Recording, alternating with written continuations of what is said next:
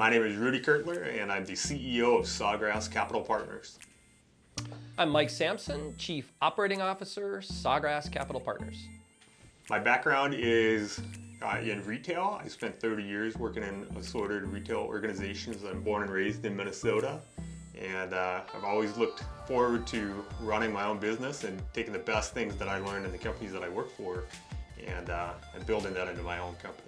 My background, much like my buddy here, is in retail. Spent 18 years in a variety of different positions with different retailers. The last 6 years I've spent working with investors, mainly in the franchise industry. And then 3 years ago, we started Sawgrass Capital Partners. Sawgrass Capital Partners started as an offshoot. Part of my background when I was working in retail was looking for an opportunity to invest in other arenas and diversify my investments. And Mike and I actually had a conversation many years ago. He remembers exactly where we were standing, I think. And we had a conversation. I said, hey, you want to invest in some real estate with me? And he passed at the time. Fast forwarded to a few years ago, and we talked about it again. And we said, hey, we really should take all that we've learned together and put it together. And we created Sawgrass Capital Partners as an investment opportunity. And then once we bought our first park, we couldn't believe how fast investors were coming back to us saying, do you have your next one ready?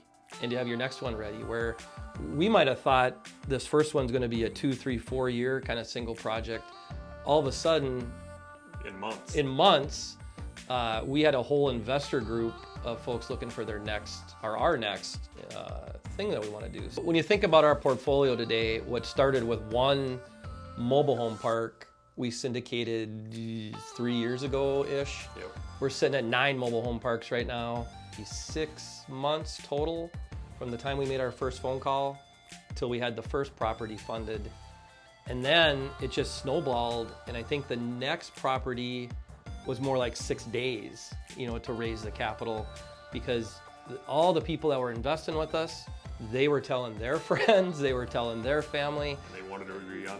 And the same group of investors that came in on the first property all came in on the second one. So when you look at all our syndications, there's flow through. Like most of the people that were in that first investment with us are in, if not all of the investments we have, most of them. And it goes back to what Rudy was talking about. It's just transparency. Here's what we do. Here's how it's going. Good, bad, or indifferent. Here's where we're at. We do constant communication. So I think there's that trust that they know what's going on with their investment.